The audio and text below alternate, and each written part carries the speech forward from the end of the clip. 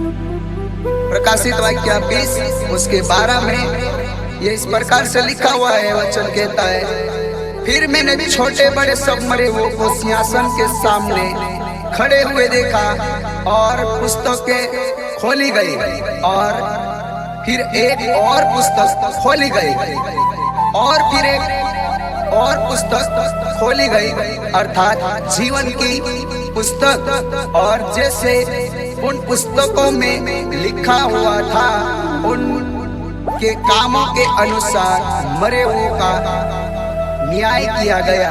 तो मेरा भाई मारी बोनिस जो वचन आम काजे कहे कि आमा जीवता छे एक दाड़ा मरसु और हमरा कामनो अनुसार हमरो लेखो प्रभु लेसे। तो इना वचन द्वारा इना गीत काजे गावलो छे प्रभु तुम काजे इना गीत ने द्वारा जीवन में बदलाव अने शांति।